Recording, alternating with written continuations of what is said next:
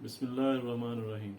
السلام علیکم ورحمۃ اللہ وبرکاتہ۔ جی ناظرین، آپ دیکھ رہے ہیں میرا یوٹیوب چینل اور میں ہوں نثار احمد۔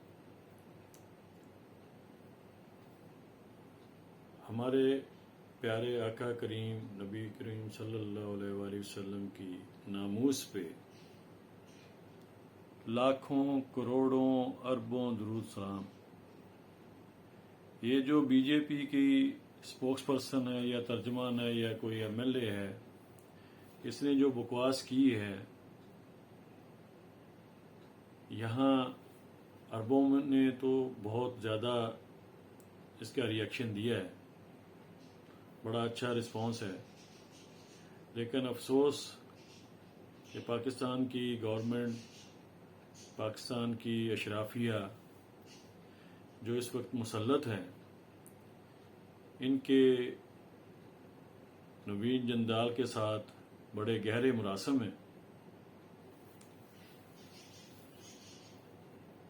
ان کی دوستی بھلے بزنس کے طریقے سے ہی ہے، لیکن لگتا ہے ایسے ہے کہ ان کی کوئی پرانی رشتہ داری بھی ان کے ساتھ ہے۔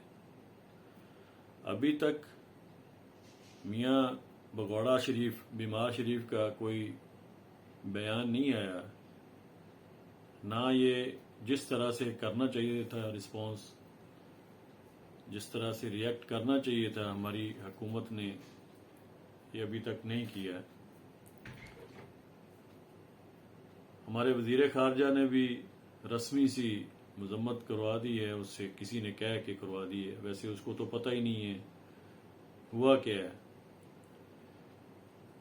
وہ تو اپنی مستیوں میں جب سے حکومت میں آیا ہے اپنی مستیوں میں گھوم رہا ہے، بہت سی الٹی سیدھی افواہیں اس کے بارے میں پھیل رہی ہیں۔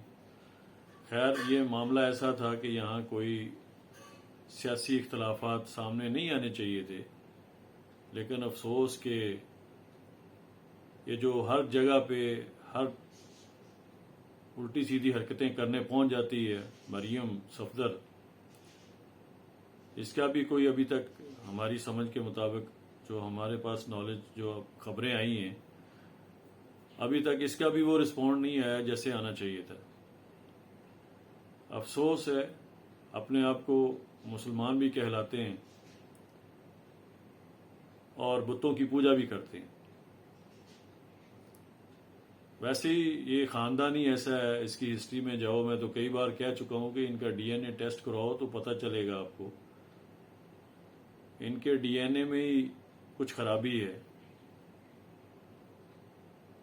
یہ جو شروع سے ان کے بھی جو پیسوں کے پیچھے جو ان کے جو خدا ہیں، یہ ان کا پیسہ ہی خدا ہے، اور اس کے چکر میں یہ نہ ہندو دیکھتے ہیں نہ کرسچین دیکھتے ہیں، ان کو تو دولت سے پیار اور دولت ہی چاہیے۔ اب آتے ہیں سیاسی معاملات پہ۔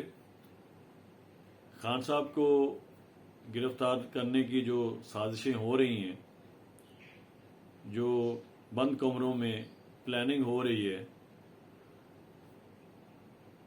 اس کا لب لباب، اس کا جو ریئیکٹ نظر آیا ہے، جو رانا ثناء اللہ نے یو ٹرن لیا ہے کسی حد تک، حالانکہ باہر تو گیدڑ بھبکیاں دے رہے، میں گرفتار کر لوں گا، ان کی سیکورٹی کو گرفتار کرے گی، اور دوسرے ہی لمحے ایک دو دن کے بعد ہی دوسرا بیان آ جاتا ہے کہ ان کا باہر گھومنا ہمارے لیے فائدے میں ہے۔ لیکن اندر ہی اندر سے یہ لوگ گھبرائے ہوئے ہیں، امپورٹڈ حکومت کو سمجھ نہیں آ رہی کہ ان کو کرنا کیا ہے۔ آگے جائیں تو کھائی ہے، پیچھے آئیں تو عمران خان بلہ لے کے بیٹھا ہے۔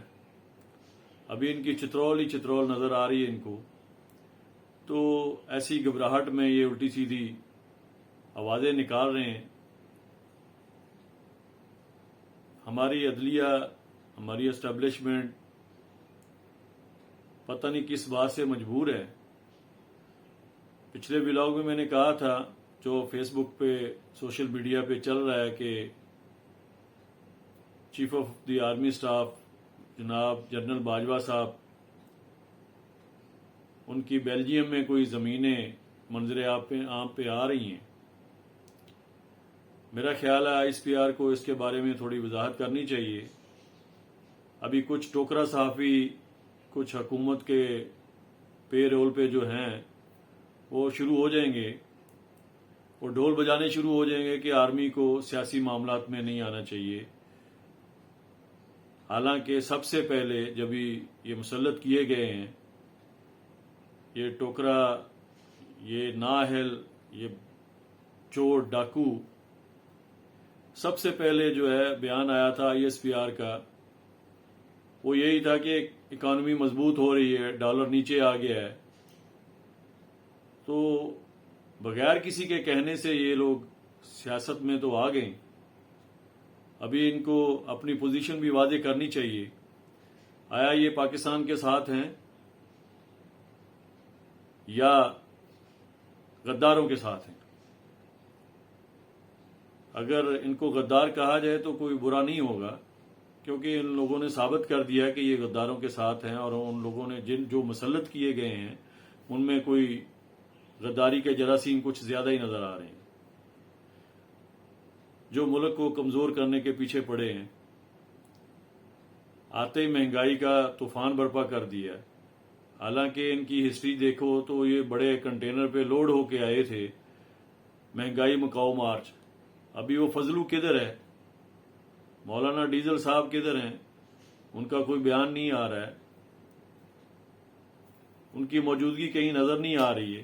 اس ٹائم پہ تو شور مچا رہا تھا کہ ملک میں مہنگائی اتنی کر دی ہے، غریب کے لیے یہ نہیں ہے، غریب کے لیے وہ نہیں ہے.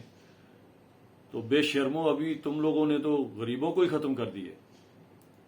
الٹا یہ ناٹک کرتا ہے، ڈرامے کر کے سٹیج پہ آ کے ڈرامے کرنے شروع کر دیتا ہے. میں کپڑے بھی بیچوں گا، میں فلاں بھی کر دوں گا، میں یہ بھی کر دوں گا، میں وہ بھی کر دوں گا. یہ سب بکواس ہے، اپنے کیسز ختم کرنے کے لیے آئے ہیں. ہمارے جو تھنک ٹینک کے جن کے اوپر ملک چل رہا ہے، جو ہماری ایجنسیوں کے سربراہان ہیں، جو ہمارے اسٹیبلشمنٹ کے سربراہان ہیں، جو با اختیار ہیں، ان کو اس وقت میں کوئی نہ کوئی سٹیپ لینا چاہیے. ایسا نہ ہو کہ دیر ہو جائے، پھر ملک جو ہے وہ افراتفری کا شکار ہو جائے، اور پھر اس ایسی پوزیشن میں آ جائے کہ دوبارہ کھڑا ہونا مشکل ہو جائے گا. اب تک کے لیے اتنا ہی. اپنا خیال رکھیے گا، اس چینل کا بھی. اللہ حافظ.